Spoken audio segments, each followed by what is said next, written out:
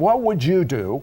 You have your granddaughter over, you're enjoying yourself in your swimming pool in the backyard, and all of a sudden, Mary Jo Pennington decides to go up on the diving board, and she yells out, "My God, I have broken my baby." What happened? Well, I climbed to the top of the sliding board. We have a slide that goes down into the pool with great caution and care because I hadn't done that in over 4 years. And as I got to the top, Victoria said, "Ma Jo, can I come up and slide down with you?" And I said, "Sure." And I didn't realize she would just scoot right up behind me, and she was just right behind me. And my old knees just gave way, and I fell flat really hard, and my body hit her, and she went flying backwards at a very high rate of speed, and it was 9 feet to the concrete. And I just screamed, "Oh God, I've broken my baby." And I kept screaming that and screaming it. And Don, you were watching. First of all, what was your profession? I'm an engineer. All right, this is your granddaughter too. Right. What did you see with your eyes? Well, I was in the pool, alongside the pool, just about opposite where the sliding board was. And I heard Ma Jo scream. I wasn't looking at her at the time, but I heard her scream, "Oh God, I've broken my baby." And I looked up in time to watch Victoria fly backwards away from the sliding board. And she stretched out horizontally, little body stretched out horizontally, and I saw it rotate 180 degrees, so her feet were pointing in the opposite direction. While she's still horizontal While in she's the still air. horizontal. How you're an engineer, how can you account for that? What I was seeing was not making sense to my brain. And then I saw her almost float, and not only go straight down to the concrete, but she moved over about 6 feet away from the sliding board and settled down on her little backside and her elbows in her hand. And I just couldn't believe what I expected to see her body flying in all kinds of parts. So you obviously went to examine what was going on. Were you still on top of the sliding board? Yes, I couldn't get down at all. And I couldn't see her when she was behind me. And then suddenly, and she didn't scream. I was screaming, but she didn't scream. But suddenly I saw her settle in my view where I could see her. And I felt as though I had to keep my eyes on her. If I glanced away, she'd fall into a million pieces. I just had to keep eye contact with her. And I was still screaming, "I've broken my baby." But I just knew that if I stopped, I don't know why I thought I could hold her together just by looking at her. And then Grandpa came around to check her out. What did you see? Well, she was trying to get up. She says, "Grandpa, I'm okay, I'm all right." And she was physically trying to get up. But I made her lay still. And I said, "Please let me check you all over," because I did not know what I was going to find. You're telling me she fell over, thrust like with a force, right, and fell 9 feet onto cement? Right. Yeah, so what was with her? So I checked her all over. I checked her head and down to her neck and her spine and her arms and her legs.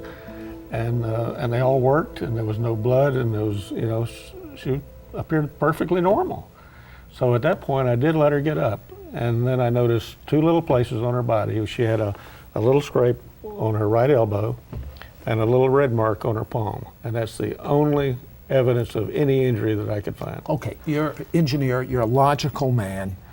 How do you account for this? It's not making sense to my brain.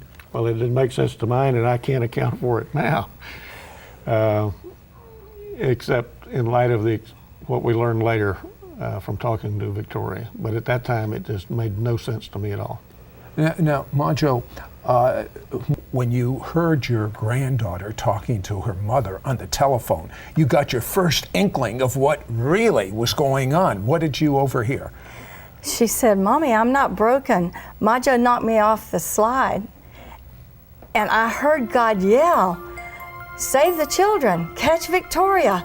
And 6 big angels came and caught me and zoom, took me right up to heaven. Now, Don, Is there any other explanation for how she fell and the fact that she didn't break her body? Not to me, there's not. I can't think of anything. No, we just thought it was just a great miracle of God's, protection that kept her from serious injury. But when we heard, that or talked to her mother over the phone that she had gone to heaven, we didn't know what to think at that point.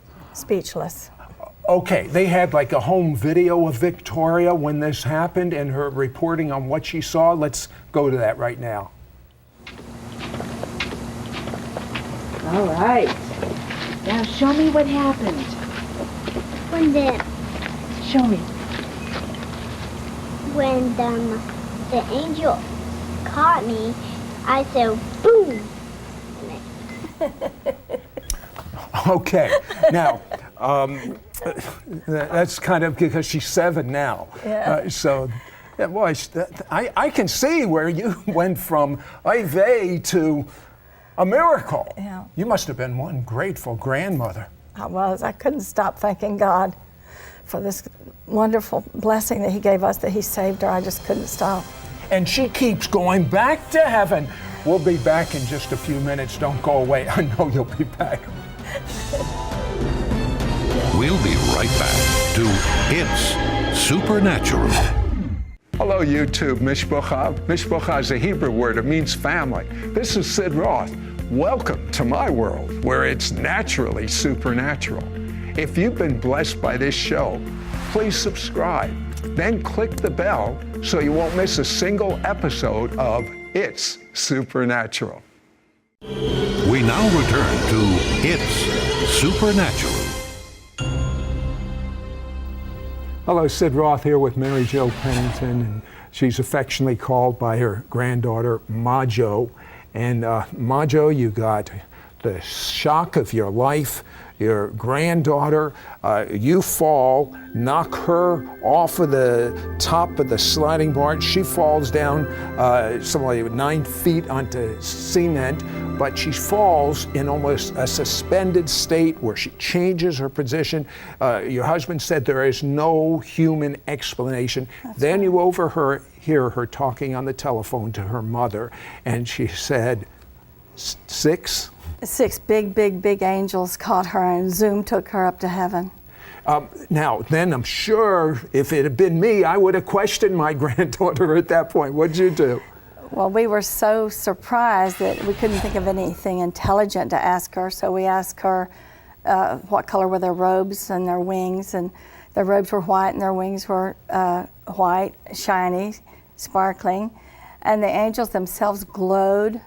And when they had, I said, how big were they? She said, really big. Their hands were this wide, like from here to here. And they were warm and glistery and glowy. And when they hold my hand, she said, when they hold my hand glowed too. They made her light up like a light bulb. She shone like a light bulb. Now, where did they take her? Well, they took her up. She said they passed all the things that she likes, the trees, the birds. They passed an airplane that was taken off, and they were going straight up, and the plane was going sideways. She looked back, and the earth was getting smaller and smaller.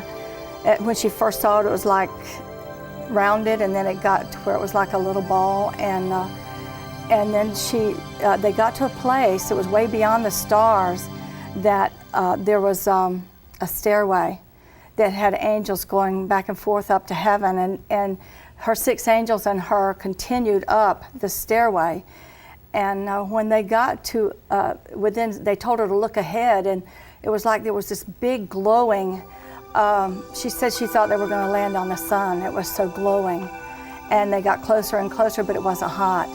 It just was glowing like the sun, but much brighter. And when they landed, she was in front of a gate, and a small angel that had been coming up along with her up the stairs came over to the gate and tickled the gate with her feather, and the gate laughed and swung open. Now, when she went into heaven, she saw some babies. Tell me about that. Yes, she said an angel came out to tell her where was Jesus, and then took her to the baby place. And the baby place that she first was taken to was a really big, really large, beautiful building, and in it were lots of tables that are very soft, and Jesus and the angels were working on little babies that Victoria could hold in her hand, and they were making them whole. And the babies, even though they stayed little, they instantly, as Jesus made them whole, had mental capacity to be able to speak and understand. And they were made strong to where they could use their arms and their legs, but they stayed little. They grow as the normal size that they would on the earth, but when they're made whole, they have full mental capacities. Now, in your book, you talk about some terminology she uses about, she said that Yes. the baby was squeezed out. Explain Yes. that. She went to this other room that had a beautiful baby room, and this little baby, the first baby she saw, she said her was squeezed out of her mommy before her was old enough to live. And we met several babies there that were, and then she started to tell me about a little baby that had gone full term, but she started to look kind of sick when she told me about her. She said she was the garbage baby. And You know what, a 4-year-old, Yeah. is there any way a 4-year-old would know about abortion? no, there's no way. But each of the babies that had been aborted were this little, and they were squeezed out before they were old enough to live. And then the garbage baby was left at a dumpster, and it died. And when the garbage baby told her that story, she became a little sad. And they went and got a kangaroo, came and put him in her pouch. It was a warm place for this little baby to be. And the kangaroo actually took him for a ride out in this beautiful park.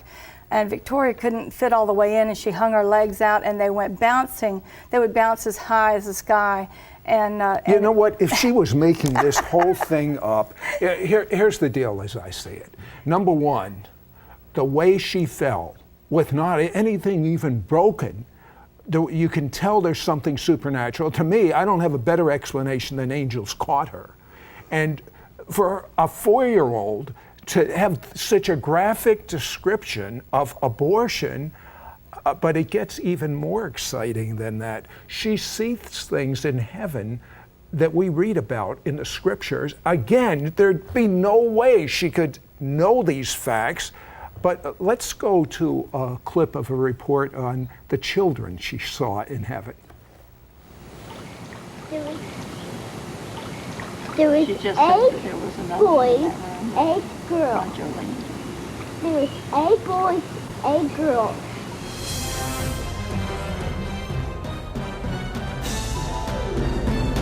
We'll be right back to It's Supernatural.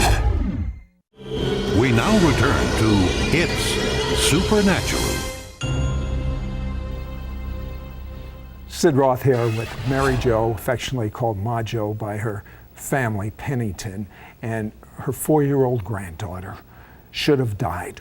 Fell straight onto concrete, but she didn't really fall. She was like carried down by angels.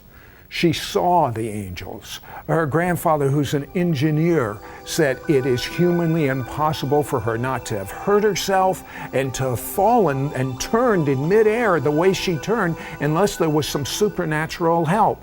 And then she went to heaven and she talked about seeing little boys and little girls. Tell me about that. Yes, she saw 8 boys and 8 girls, and these children ranged in age from around 4 years old to 10 years old.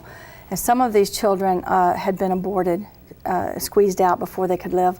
But one little boy, we found out in an unusual way. We were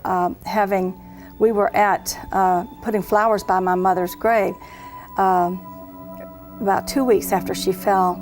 And she had to find the grave of a little boy. She just had to. It was urgent for her to find his grave. And didn't you kind of wonder why a 4-year-old is looking for a grave of someone? Yes. Her mother walked all over this huge cemetery looking for it. And the only way she found him, she finally mentioned that we wanted to leave and come back another day. And she said, but the tent will be gone.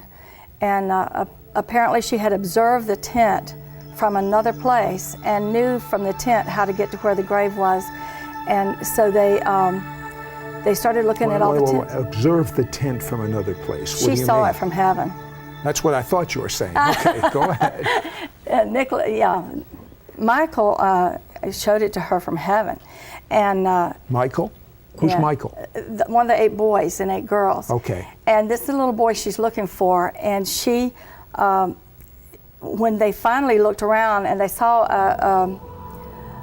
a tent over beyond my mother's grave and about 90 feet. And so they drove back around and she walked up to that, turned her back to the tent and looked out across the cemetery as though getting her bearings and walked straight to this little boy's grave. And she said to her mother, "What does that say?"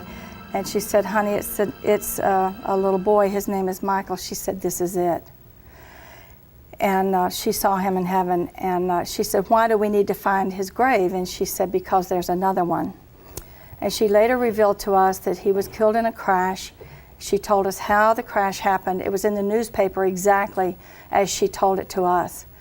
Except she told us that the car was forced off the road by a big monster truck with lump tires, and then it hit a cement thing, and then it went through the air, turned upside down, and landed at a tree. Well, the newspaper did not give the account of the monster truck because that person left the scene, but the car actually had been stopped by a cop and had been left. And after it left the cop, this was all in the newspaper. Could someone have read that article to her and she just made that up? No, Bubba, her brother, Patrick, went back the next day to the cemetery and got the name off of the Tombstone. marker, yes, and went to his school and looked it up on the internet, and the newspaper clippings were there, and he printed them and brought them to us, and we were just astonished, because the first thing our mother said, ask her what color the car was, and we did, and she said it was red. She said, ask her if it landed upside down or right side up. She said upside down. So that's when she told me all about how the wreck happened, and I was telling it back to Sandy, and Sandy was saying, man, I've got goosebumps. This is so unreal. It's just exactly like it is in the paper. Now, what did she mean there's another one? Well, there were some custody battles after that. The little boy had lived with his father, but he was visiting his mother when her boyfriend wrecked the car, and they were both killed, the man and the little boy. And the little boy wanted his sister to stay with his father, actually. He wanted her not to have to go with the mother anymore. Now, how did you know all of these facts? They're in the newspaper. So there's really no explanation for Victoria to have all this information. No, none at all. Except to prove to you that there's something way beyond. Yes. Look, you know what? If you didn't even have those facts, I don't see how a 4-year-old could imagine what you're telling Not at all. me, even if you didn't have that verification. We have never been able to find the little boy, his parents. Did the little boy tell her anything else about the situation? Yes, he said that he had been mean to kids at school, and that when the accident happened, he had a stick through his throat and he couldn't speak very well, but he was trying to say, God forgive me for being mean to the kids at school. So as young as he was, and he was only 4.5 when he died, he knew his heart needed to turn to God. Even as he knew he was dying, he asked God to forgive him for being mean to kids at school. Not that he would have gone to heaven anyway, but he knew his heart had to turn to God at that moment. Now, And then the angels took him on up to heaven. You told me something else that was interesting, that by your swimming pool, people report seeing angels now? Yes. There is a lifeguard angel that's at the diving board all the time now. He's very large. Sometimes I can see him pretty clearly. I can see like breastplate, little brown like chest breastplate on him. I have seen him very well, but other people can too. When you step out our glass sliding door and look toward the glass sliding door, sliding board, you can see like a mist in the shape of an angel that you can see through it, but you can clearly see him. And what happens is the bars on the sliding board will reflect in his body. You can see them reflect several times up in his body, and there's no reason for them to reflect. There's nothing to reflect there. Well, I also understand that your granddaughter, Victoria, goes to heaven often. Yes, she does. In fact, she said when she doesn't go to heaven, heaven comes down to her. What does she mean by that? She can often just look up and she can see God and Jesus just right there.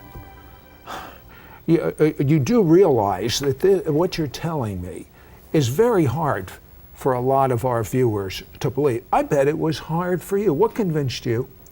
I did. A lot of times I have doubt, but I'm always convinced, because there's no way she would know what she knows. She's a very normal child. When I ask her what she does when she goes out to play, if she can always look up and see God there, she says she just doesn't look up. She has to keep her head where she can't see him so she can just be normal and play, because a lot of times all she has to do is glance up and see Jesus or God. And I tell her, don't go out close to the road. I don't want you outside by yourself. She said, I'm never by myself. Jesus is always with me. You know what I loved in the book about when she sat in God's lap? I don't know about you, but I would like to sit in God's lap. Yes. Well, she had seen God at the baby place and Jesus and her family, but when Jesus and her at the end started to the throne room by themselves to go and tell God bye because she was going to come back, well, Jesus wanted her to stay. But when she entered the throne room, she was afraid of the living creatures. She saw things with lots of eyes, and they made lots of noise, and they scared her. But once they got past that, then God motioned to her to come to him, and she ran to him, and he allowed her to climb up his leg and across his lap into his lap. And she... Now, these living creatures are described in the Bible in the throne room. How was her description compared to the Bible description? Well, she now calls them the four faces, but at first she said, when she was very small, she was only 5, when she said, they have lots of faces on their face. And she said they have lots of wings, they have lots of eyes on them, and their legs go down straight, and they don't have toes like us. How could she have known this? How could a 4-year-old have known anything like this? You know, Mary Jo, if you just open your Bible and you turn to Ezekiel, the 1st chapter, and you read this 4-year-old's account of what happened in her book, it's just like the Bible. She even talks about seeing the lion with the whiskers, but she sees something in heaven that there is no way she could have known that happened to Mary Jo, many years ago, which revolutionized Mary Jo's life.